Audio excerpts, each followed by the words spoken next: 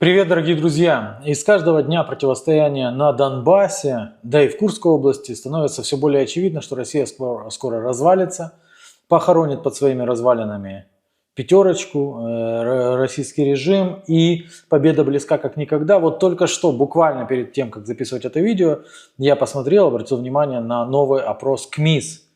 КМИС – это то же самое, что рейтинг, это то же самое, что Центр Разумкова, это все такие конторы, которые делают вид, что они опрашивают украинцев. И вот они выдали, непонятно где они их опрашивают, то есть, по всей видимости, не учитывая тех, которые уже выехали и которые на фронте. Ну, то есть выборы проводить нельзя, а опросы устраивать можно. И более 60% украинцев заявили, что готовы терпеть войну, в принципе, бесконечно. И как оно точно сформулирую. 63% украинцев готовы терпеть войну столько, сколько потребуется. Ну, как говорится, Зеленский терпел и нам велел. Вот такие вот опросы выдаются общественного мнения. Поэтому, знаете, как говорится, а що робити? А що робити? Тем временем в демократическом, цивилизованном мире демократия умирает.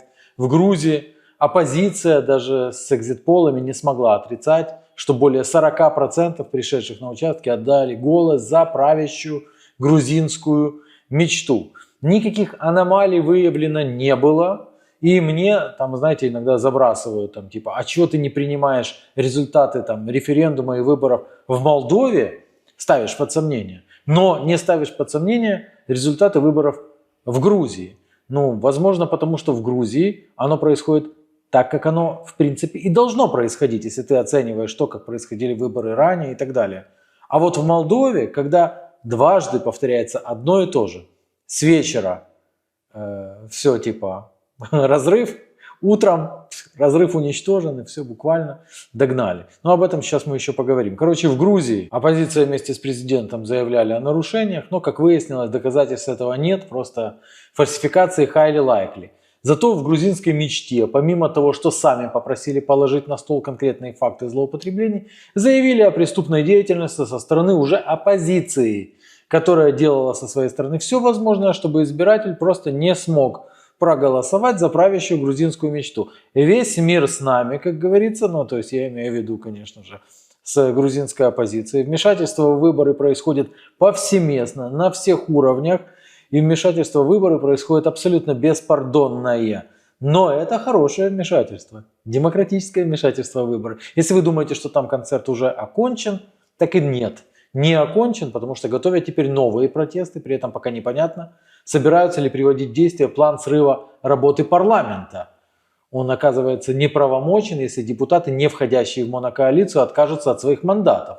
В общем, всем тем, кто уже улыбался тому, что в Грузии провалилась эта история, мамкины демократы еще не сдались, просто они еще не получили указаний из Единого центра, из Госдепартамента, конечно же, потому что там, по всей видимости, больше заняты выборами в самих штатах. А вот когда они произойдут, вот тогда, может быть, какая-то команда и поступит достать ножи. Что происходит в Штатах? В Штатах показывают опросы, прогнозы, социологи, что два кандидата идут практически нос в нос, вровень.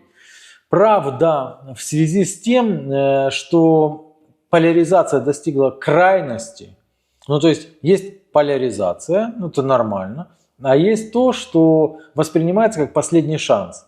И вот для многих эти выборы – это последний шанс.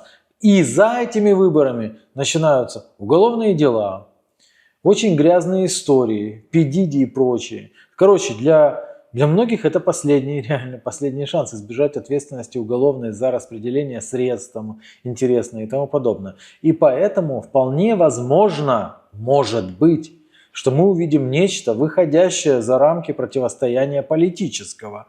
Не дай бог, как говорится. Сложно прогнозировать внешнюю политику Вашингтона, даже если обойдется без внутренних потрясений, вне зависимости от того, кто победит. И нет абсолютно никакой уверенности в том, что сейчас толкают уже мамкины предсказатели. которые рассказывают о том, что если Харрис, так это по-любому будет поддержка Киева, если Трамп, то это не будет поддержки, наоборот, все будет заморожено. Тут еще кто его знает, как оно будет. Никто об этом не знает, и демократам самим надо что-то с этим выруливать, как-то из этой ситуации, потому что ситуация у них не очень хорошая. Это знаете как, когда вдруг смотришь и понимаешь, что тут в экономике столько всего делать надо, что какая там внешняя политика. Это как там случилось трагедия недавно, и оказалось, что глобальное потепление не где-то там гуляет, а вот оно под носом. И оказалось, что решение этой проблемы это намного важнее, чем решение проблем детей трансгендеров и других вещей. И поддержки Киева опять-таки, да? А с ливневками надо что-то делать.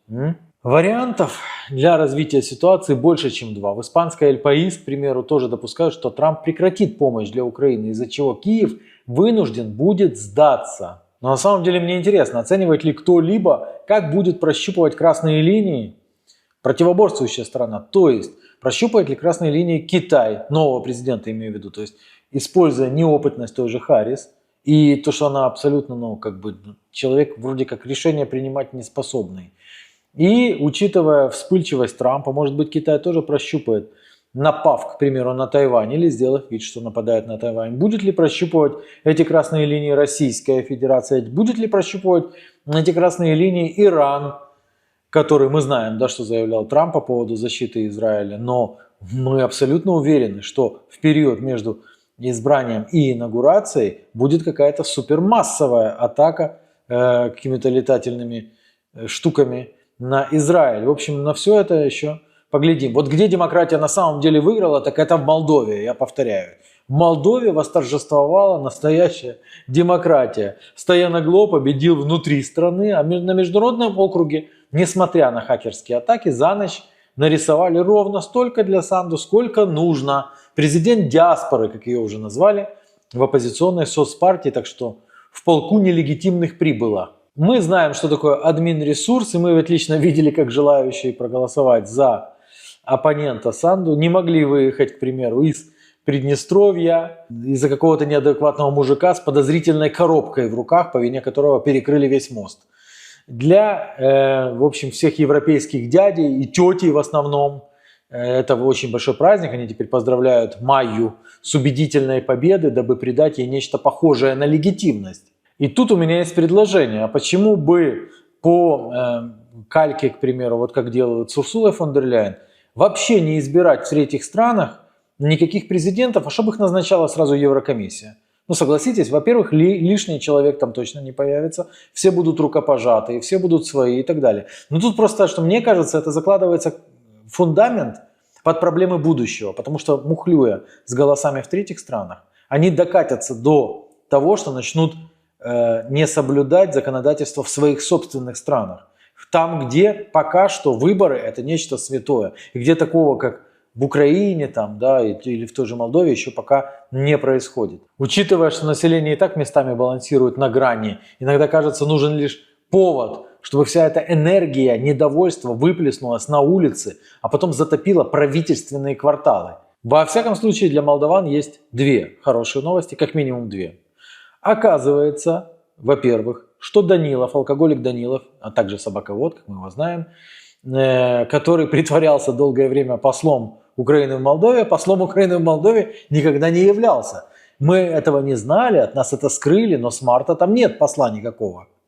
Ну и во-вторых, оппозиционный социалист Стояногло уступил Санду совсем немного, а внутри страны победил с перевесом в несколько процентов. Это отличный задел на будущие парламентские выборы, на которых партии Санду будет очень тяжело сохранить большинство. И все это происходит потому, что, ну даже если мы поверим, что фальсификаций голосов этих на выезде не было, то за счет зарабичан, которые выехали. И тут у меня непонимание. То есть я против того, чтобы запрещать людям, которые покинули страну, голосовать. Объясню почему. Потому что, к примеру, сторонники моей партии, они не могут вести политическую деятельность внутри страны. Сторонники здравого смысла, которые говорят, что про снесение памятников Пушкину, которые говорят на русском языке и не собираются отказываться в угоду кому-то, кривляться там и ломать язык и так далее, да?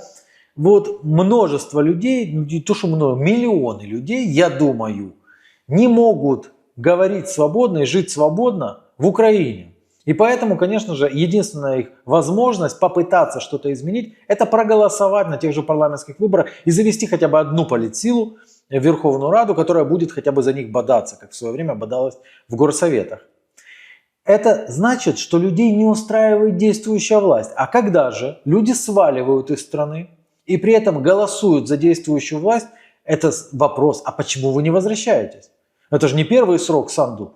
Возвращайтесь, если там так классно. Нет, не возвращаются. Это как самые большие любители Украины находятся в Канаде. Это как самые большие любители Украины находятся в Штатах. Вот такие, на мой взгляд, самые мерзкие. Вот такие, на мой взгляд, самые большие лицемеры, которые любят эту власть издалека. А чё ж ты не возвращаешься в таком случае? Здесь та же самая история. Или что, они бились за право молдаван также уехать, вот как и они, как зарабичане, уехать или что? Так а им для этого что нужно будет? Просто без виз? Да, так у молдаван и так все там нормально. Нет? Ну, короче, опрос я вам уже сказал, какой произошел среди украинцев. И 63% готовы терпеть сколько надо. Сколько главный скажет, столько протерпим. Это большинство людей. По состоянию на начало октября их насчитали 63. С другой стороны, еще в феврале их показывали на 10% больше. Иначе говоря, прошедшие между замерами 8 месяцев были депрессивными. Сильнее всего упало желание воевать до последнего украинца у жителей Востока и Юга. То есть тех регионов, где больше всего войны. Но, как следует из этих опросов, если относиться к ним маломальски всерьез, так и на Западе вроде как уже начали задумываться, что типа что-то идет не так. Разумеется, есть здесь прямая зависимость, и дольше держаться готовы те, кто свято верят в то, что руководство ведет правильным путем, и также кто верит во всесокрушительную силу западного оружия. Ну надо же во что-то верить. Раньше верили в Евросоюз, как в коммунизм. Ну а во что верить? В церквях уже показывают фильмы. Догадайтесь, какие, да? Это позволяет по-новому взглянуть на официальную пропаганду, потому что истерия касательно тысяч бойцов северокорейской армии связана с тем, что с попыткой внушения, что лишние люди, говоря языком Зеленского, в России уже закончились. Путину остается только привлекать жителей из нищих стран-изгоев, снаряды иссякнут скоро, ракеты, дроны. Я недавно посмотрел одного специалиста из Украины, так он рассказывал о том, что да, там нарастает количество дронов, но они все очень нетехнологичные. Скажите, кому-то есть какая разница? В его дом попадет технологичный дрон или не технологичный? Но в Украине я не вижу никаких. Ни технологичных, ни нетехнологичных. Собирают, выпуливают непонятно на спиртзаводы, а потом опять дайте денег. А производство свое будет когда-нибудь? Рассказали уже. В Украине выпускается баллистическая какая-то там ракета. Читаю через 2 недели. В Украине скоро будет выпускаться баллистическая ракета. Еще через 2 недели прочту. В Украине задумали о выпуске баллистической ракеты. Вон в центре противодействия дезинформация, а это самые главные дезинформаторы. Рассказывают, что солдаты КНДР уже попали под мощный обстрел в Курской области и так далее. Кстати, вот еще один некрасивый момент со стороны Запада. СМИ пишут о том, что США для борьбы с северокорейцами, которые размещаются в Курской области, подчеркиваю, передает Украине значительное количество бронетранспортеров. Теперь давайте подумаем, подзеркалим ситуацию. Южная Корея, к примеру, присылает своих там бойцов, она имеет право делать это в Украине, да, на территории Украины, и они там где-то размещаются. После этого Китай, как союзник, передает Российской Федерации пару сотен танков для войны против южнокорейцев на чужой территории. Теперь представьте вопли по этому поводу от всего цивилизованного сообщества. Китай воюет против Украины и так далее. Не, ну это же совсем это другое, да? А по поводу сокращения боевого потенциала стоит привести несколько цифр. В октябре Украину атаковало рекордное число шахедов 2023 с перерывом всего в 1 день, то есть в среднем по 67 штук в сутки. Это при том, что якобы был поражен крупный склад, вы помните, с несколькими сотнями беспилотников, так что их теоретически могло быть и больше. Для сравнения, с самого начала их применения осенью 22 по 31 декабря 2023 воздушные силы насчитали лишь около 3800 БПЛА, а тут 2000 за месяц. И этот месяц не последний. Да, украинские спецслужбы регулярно запускают, не буду говорить куда, ну, зачастую туда, куда непонятно куда они летят, эти БПЛА, по российской территории. Но, во-первых, российская территория намного больше украинской территории. Ну и, во-вторых, это все пока еще не привело ни к каким фатальным последствиям для наступательной или оборонительной способности, не разрушило экономику и так далее. Заметьте, еще недавно шахеды не долетали до Киева, их сбивало ПВО, а тут вдруг внезапно они начали врезаться в дома, и вся эта атмосфера напоминает атмосферу самого начала войны, просто с другими водными уже. И о водных мы еще поговорим, потому что опять муссируется план, который, муссируется то, что предоставила Россия в начале вторжения, показала пункты, там, сокращение вооруженных сил, и сейчас говорят, это было похоже на капитуляцию. Похоже на капитуляцию то, к чему сейчас все близится, замечу. Я регулярно даю сводки из Курской области, я регулярно даю сводки из Донбасса, вы знаете, оно все близится к капитуляции. И сейчас идет накопление, это очевидно, накопление сил. Как это ни странно, но Зеленский, по всей видимости, решил еще какой-то рывок. Знаете, когда попала лапа в капкан, то вот там вот волк последний рывок осуществляет, такой, когда жилы рвутся. Вот тут это похоже на то.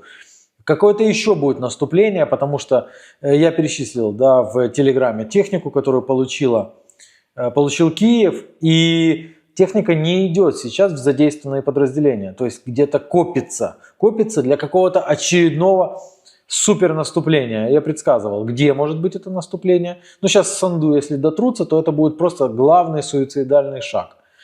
Хотя весь мир поддержит, конечно. Расчет Зеленского понятен, что, мол, после выборов тот, кто победит, уже не будет себя сдерживать, а он надеется на то, что победят демократы, уже не будет себя сдерживать в оказании помощи, очередной помощи Киеву. Хотя, я же повторяю, это совершенно не факт, потому что после выборов жизнь все равно есть. И поэтому, вполне возможно, вот буквально после выборов опять пойдут на какой-то гениальный прорыв, где-то какой-то границе, может быть, в Сумской области, может еще что-то. Вот что-то такое будет осуществлено для того, чтобы показать уже новому: смотри, что мы можем. Все это похоже на детскую игру. Смотри, что я могу. А вот я могу еще вот так вот. Но фишка в том, что все это стоит жизней. Сейчас в Курской области, по моей информации, которую я озвучиваю в том же частном канале Telegram, чтобы не разгонять зраду, да, выдержками, с ранеными беда. Потому что раненых не эвакуируют и призывают терпеть, когда осколок в теле. То есть говорят, что он и так выйдет в таком плане. Это ж все не игра. Это у Зеленского в офисе президента и его всему движухе это кажется, что это игра. А вот этих вот, 500-х, да, пропавших без вести, а их становится все больше и больше. А вы же понимаете, что это за пропавшие без вести. В общем, наблюдаем за всем этим адом. Подписывайтесь, чтобы ничего не пропустить, друзья. Пока. J'ai découvert que mon mari, avec qui j'étais mariée depuis plusieurs décennies, avait une liaison. L'autre femme est une jeune femme, seulement âgée de 20 ans, beaucoup plus jeune que moi. Quand je l'ai confrontée, mon mari m'a froidement dit « Divorce-moi pour elle. Tu peux avoir la garde des enfants. » Mon monde est devenu noir, les mots me manquant. De plus, il a mis la maîtresse enceinte. J'ai parlé de la situation à nos filles. En suivant une suggestion de leur part, j'ai décidé de prendre des mesures drastiques. Attends un peu, je te rendrai bientôt. Mon nom est Amélie Johnson, j'ai 47 ans. J'ai épousé Jean qui avait le même âge que moi quand j'avais 25 ans, et en un clin d'œil, 20 ans se sont écoulés. Nous avons 3 filles, l'aînée à l'université, la deuxième et la troisième au lycée. Elles ne sont pas encore complètement indépendantes, mais elles ont l'âge de se débrouiller seules. Maintenant que maman était moins indépendant, j'ai pu me plonger dans le travail que j'aime. Je travaille pour une grande entreprise depuis avant mon mariage et je gagne plus d'argent que mon mari. De plus, la maison dans laquelle nous vivons a été héritée de mes parents.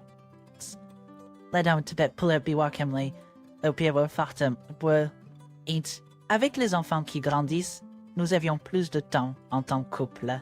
Un soir, alors que nous buvions une bière ensemble, mon marin Vicky a commencé à parler avec un sourire. Et Amélie, les enfants ne dépendent plus autant de nous. Et si on partait en voyage juste tous les deux, comme avant? Ah oui? Quand est-ce qu'on est parti en voyage ensemble pour la dernière fois? Tu aides toujours ici et on travaille tous les deux dur, n'est-ce pas? Se faire plaisir un peu ne fera pas de mal, hein? Ah, c'est vrai.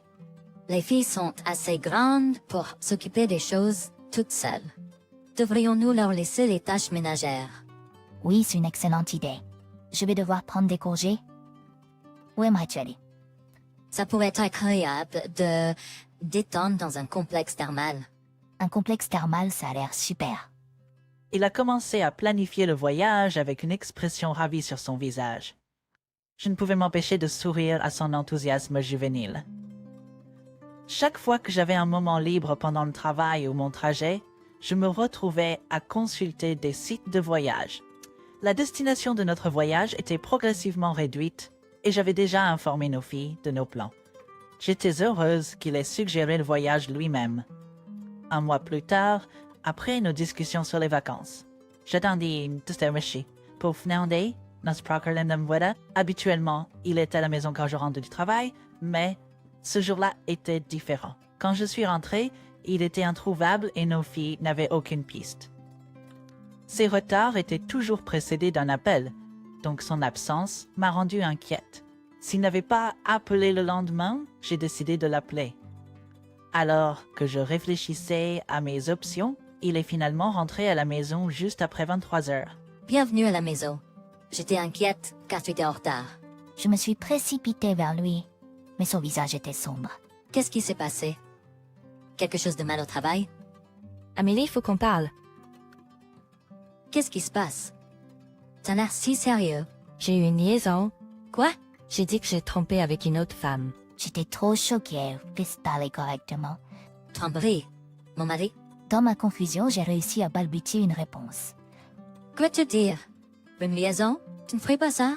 Mais je l'ai fait. Ça fait un an? Ronan? C'est une blague, non? Tu n'as montré aucun signe. J'ai fait de mon mieux pour te le cacher. La rencontrer après le travail, quand tu travaillais tard, te dire que je travaillais les week-ends quand je sortais. Non, c'est un mensonge. Tu ne lis pas ça. Comme pour apaiser ma détresse, mon mari a attrapé mes deux épaules. En me regardant droit dans les yeux, il a ouvert la bouche à nouveau. Je suis vraiment désolée. Mais il n'y a pas de retour en arrière maintenant. Que veux-tu dire par pas de retour en arrière? Arrête de plaisanter. Nous sommes ensemble depuis 20 ans, n'est-ce pas? Quoi qu'il en soit, c'est la situation. Je veux divorcer pour elle. Divorce? Pour Anne? Qu'est-ce qui se passe?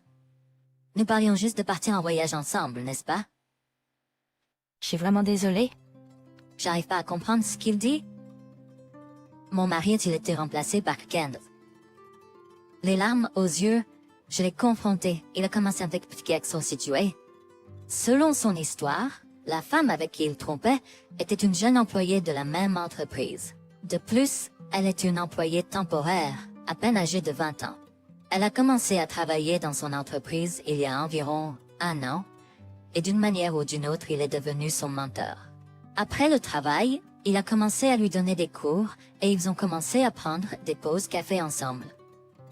Après avoir dîné quelques fois après le travail, ils sont tombés amoureux. Elle est si innocente, mignonne, et elle ne peut pas se passer de moi. Tu plaisantes? Et elle a 27 ans de moins. Il parle de son charme. J'ai l'impression de pas avoir de charme. Puis la feminam. Tu te souviens quand je t'ai dit, je veux divorcer pour elle? Pour être honnête, elle est enceinte. Quoi? Enceinte? Oui, donc je pense que je devrais prendre mes responsabilités et l'épouser. Heureusement, nos filles deviennent de moins en moins dépendantes. Attends une minute. Ça n'a pas d'importance, n'est-ce pas? Ces filles sont nos filles, tu sais. Ne t'inquiète pas, je te donnerai la garde. Quoi? Pendant que nous avons une conversation aussi importante, les yeux de mon mari brillent d'un sourire calme. Pense-t-il vraiment que si je renonce à la garde, j'accepterai simplement ça? J'avais l'impression d'être prise pour une idiote, et la tristesse que je ressentais a commencé à se transformer en colère. Avant que je m'en rende compte, je criais plus fort que je ne l'avais jamais fait auparavant. C'est absurde, c'est trop. Y a pas de sens à dire ça, n'est-ce pas? La vie qui va naître est plus importante pour moi maintenant. Alors pourquoi as-tu dit partons en voyage en couple?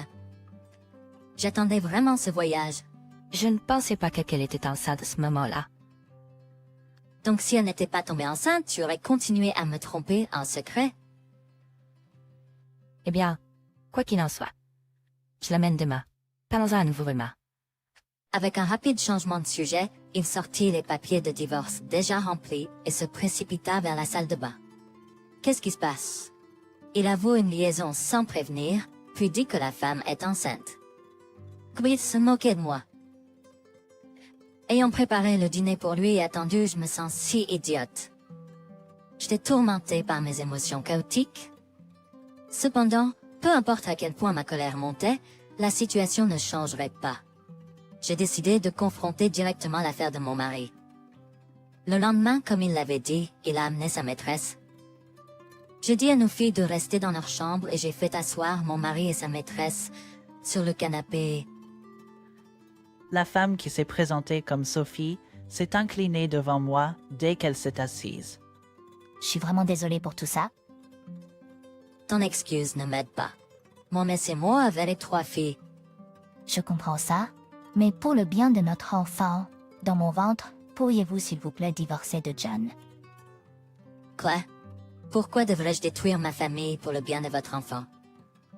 À sa demande de divorce nonchalante, j'ai perdu mon sang-froid. J'ai élevé la voix, criant, Ne me pas ridicule. et elle a couvert sa bouche de sa main, comme si elle faisait semblant. Oh. Avec ça, mon mari l'a regardée avec inquiétude. Hé Sophie, ça va? Désolée John, je me sens un peu... Ah, ça doit être des nausées matinales, non? Qu'est-ce que tu veux faire? As-tu besoin d'aller aux toilettes? Mais je souhaite avec des... Bien sûr, viens par ici. J'ai vu mon mari être plus gentleman que je n'avais jamais vu auparavant. Il a aidé Lisa, semblant un peu hésitant quand elle est revenue des toilettes. Lisa, calme-toi, d'accord? Nous avons notre précieux petit bébé à l'intérieur de toi. Oui, je suis désolée. Quand Nathalie m'a crié dessus, j'ai eu soudainement peur. Je suis désolée, tu as raison. Si elle avait accepté le divorce tout de suite, nous ne serions pas dans ce pétrin. Non, ça va. C'est un défi que nous devons surmonter pour être ensemble. Ils ont souri et se sont tenus la main, comme dans une scène tout droit sortie d'un film. À ce moment-là, mes sentiments pour mon mari se sont figés à une vitesse incroyable. Si tu avais simplement accepté un divorce honnête, quoi tu penses que c'est de ma faute? Ce n'est pas toi qui m'as trompé en premier lieu. Si ça arrive, je te divorcerai ou quelque chose comme ça. J'ai décidé d'accepter le divorce car la discussion devenait ridicule. Peu de temps après, j'ai sorti mon mari et sa partenaire infidèle de la maison et j'ai verrouillé la porte. Mes filles sont sorties de leur chambre, ayant probablement entendu notre dispute. Maman, est-ce que ce que nous avons entendu est vrai? J'ai fait un petit signe de tête en réponse à la question de ma fille aînée. Je ne pouvais plus le cacher. J'ai appelé mes filles dans le salon pour leur parler de l'affaire de mon mari. Donc nous allons divorcer. Je veux que vous décidiez avec qui vous voulez être à partir de maintenant. En réponse à mes paroles, mes filles ont toutes répondu ensemble. Eh bien, évidemment, nous restons avec maman. N'est-ce pas? Mais c'est injuste si papa n'a aucune sorte de punition. Exactement. Vengeons-nous de lui et de sa nouvelle maman. Immédiatement après, mes filles ont suggéré un plan. Mes enfants sont très intelligents.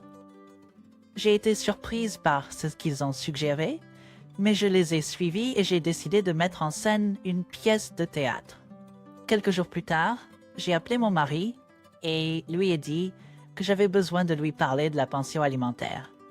Quand il est venu me rendre visite, j'ai immédiatement commencé à lui parler. Je demanderai un paiement d'aliments adéquat après le divorce. En ce qui concerne la garde, tu peux la prendre. À mes mots, mon mari a roulé des yeux. Fine? Puis nos filles sont apparues. Quand il les a vues, il a ouvert la bouche comme s'il était contrarié. Eh, vous tous, ne préfériez-vous pas vivre avec votre mère, hein? Fine? Pourquoi? Nous allons évidemment avec toi, papa. Qui nous choisissons est notre affaire, n'est-ce pas? Après tout, le revenu d'un père est plus stable, n'est-ce pas? Attendez, attendez. Natalie, je veux dire votre mère, gagne plus dans cette maison. Les filles ont négligemment rejeté la persuasion désespérée de leur père. C'est bon, c'est bon. Tant que nous avons notre argent de poche habituel, ça va, n'est-ce pas? Tant que nous 3 sœurs restons ensemble, c'est tout ce qui compte. Exactement. En fait, papa, tu devrais te sentir honoré que nous te choisissions. Eh bien, c'est vrai. Bien qu'il semblait confus, il n'avait pas d'autre choix que d'accepter la décision de ses enfants. Il a toujours été un faible quand il s'agissait de ses filles. Mon mari a accepté à contre-cœur d'avoir la garde des enfants. Étant donné que mon mari est la cause du divorce, il n'y aura pas de paiement de pension alimentaire de ma part. Nous avons décidé de divorcer en collectant strictement les aliments adéquats de lui et de sa maîtresse. Le lendemain, nous avons soumis les papiers de divorce à la mairie. Les aliments adéquats étaient de 30 000 $ de mon mari et de 15 000 $ de sa maîtresse. N'amoureuse la totalité du montant en une seule fois. Nos filles resteraient chez moi les week-ends et vivraient avec leur père et leur maîtresse pendant le reste de la semaine, bien que leur nouveau foyer soit un petit appartement où la maîtresse avait précédemment vécu. Vivre avec 5 personnes dans un si petit espace devait être assez inconfortable, mais c'était tout prévu. Les citoyens, je m'assurerai qu'ils regrettent de m'avoir trahi, moi et nos filles. 2 mois plus tard, juste quand je pensais qu'il était peut-être temps, mon ex-mari et Lisa ont fait irruption dans ma maison. Et qu'est-ce qui m'a pas avec eux? Gérer ces enfants gâtés est impossible. J'ai perdu mon sang-froid. Les deux, le visage rouge et haletant, se plaignaient ensemble. En réponse, j'ai répondu calmement. Pourriez-vous ne pas être impoli? Toutes les 3 sont mes fières et joyeuses filles. Ce sont toutes de bonnes filles. Ne me dis pas ça. Qu'est-ce qui fait d'elles de bonnes filles? Elles se plaignent toujours d'un repas cher ou je n'ai pas assez d'argent de poche tous les jours. Exactement. Et pourquoi devons-nous payer pour leurs frais de scolarité leurs livres? Personne ne nous a parlé de ça. Eh bien, n'est-ce pas évident? Après tout, vous êtes leurs parents. Notre maison est trop petite. Je n'ai jamais entendu parler d'une famille de 5 personnes vivant dans un appartement d'une chambre. Oui, cette maison était à l'origine louée pour que je vive seule. Les voisins des 2 côtés se plaignent sans cesse. Et même le propriétaire dit de déménager. Eh bien, c'est de votre faute. De plus, si les filles disent « nous voulons que papa ait la garde », alors il n'y a rien que vous puissiez faire. Ah, tous les deux étaient sans voix, leur expression amère. Après un long silence, John baissa la tête et parla d'une voix basse. S'il vous plaît, prenez-les. Tyne, qu'avez-vous dit? J'ai dit de les prendre. Nous allons avoir un bébé.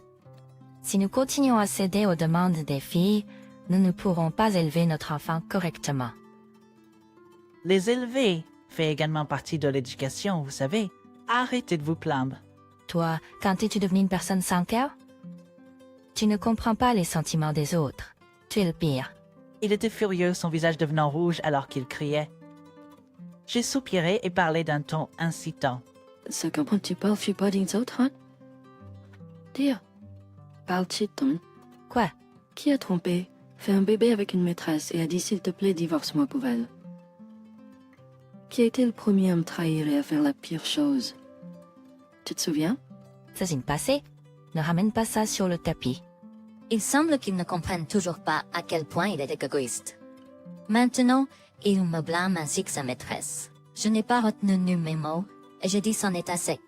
Du passé, ne résolvez pas tout proprement de votre côté. Tu sais comment les filles et moi nous nous sommes sentis? Ce n'est pas comme si nous n'avions pas été blessés quand tu nous as trahis. Malgré toute la douleur, tu continues d'être égoïste. C'est pas comme si nous n'avions pas été blessés quand tu nous as trahis. Malgré tout, tu continues d'être égoïste. Mais je me suis excusée pour l'affaire, non? Parlez. Très bien, je ferai. Je suis désolée pour les filles de devoir rester avec une garce comme toi, mais en échange, assure-toi de payer la pension alimentaire, d'accord? Tu as une responsabilité envers tes enfants jusqu'à ce qu'ils grandissent et deviennent des adultes indépendants. Tais-toi. N'ose même pas jouer la victime maintenant. Tu aurais dû y penser avant de mettre ta maîtresse enceinte. Maintenant, sors d'ici et ne montre plus jamais ton visage. Son visage est devenu pâle et s'est effondré sur place. Après avoir baissé la tête pendant un moment, il a murmuré à Lisa, « Rentrons à la maison. » À ce moment-là, Lisa, qui était restée silencieuse jusqu'à présent, a donné une grande claque sur sa joue. Ne plaisante pas avec moi. Je me suis endettée même après avoir payé la pension alimentaire. Et maintenant tu parles de pension pour les enfants. Tu plaisantes. À quoi bon mentir là? Qu'est-ce qui se passe, Lisa? Que veux-tu dire par mensonge? Ne sommes-nous pas censés élever notre enfant ensemble? Le temps s'est arrêté un instant à la révélation inattendue de sa maîtresse. Il a commencé à la questionner. Pas d'enfant? Alors notre enfant est... La grossesse était un mensonge. Je pensais juste que tu étais riche. Et c'est pourquoi je voulais t'épouser. De quoi tu parles, Lisa? C'est un mensonge, n'est-ce pas? La maison dont tu te vantais était en fait celle de ta femme, n'est-ce pas? Je ne peux même pas avoir une maison, être accusée d'adultère et être forcée de m'occuper de filles stupides. J'en ai assez. Il n'y a rien de bon à épouser quelqu'un comme toi. Divorce-moi tout de suite. J'arrive pas à croire ça. Mon ex-mari s'accrochait à Lisa en pleurant. Pousse-toi. Bouge. Je m'en vais.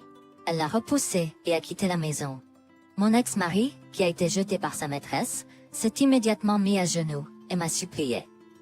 « S'il te plaît, pardonne-moi, donne-moi une autre chance. » Peu importe combien il a supplié, je l'ai bien sûr rejeté. Rapidement, chassé de la maison et j'ai rappelé nos filles à ce moment-là. Après cela, j'ai officiellement repris la garde de nos filles et j'ai demandé une pension alimentaire à mon ex-mari. Le paiement de la pension alimentaire pour 3 enfants a dû être un lourd fardeau pour lui, qui avait épuisé ses économies en payant une pension alimentaire. De plus, d'autres employés ont été témoins de la dispute entre lui et Lisa au travail. La nouvelle de leur relation s'est rapidement répandue, le contrat de Lisa a été résilié et mon ex-mari a été rétrogradé dans un département moins important. Son salaire a été réduit et avec une vie encore plus difficile devant lui, sans rien pour lui, il semblait se battre pour joindre les deux bouts chaque mois. Maintenant, il ne peut même pas se permettre de manger correctement et semble être devenu assez snob. Quand j'ai raconté cette histoire à nos filles, elles se sont donné une tape dans la main avec de larges sourires. La stratégie des filles a été un grand succès et nous avons célébré à 4. À partir de maintenant, une vie de 4 femmes commence. Même sans père, je veux prendre mes responsabilités en tant que parent et élever mes filles pour qu'elles deviennent de bonnes adultes.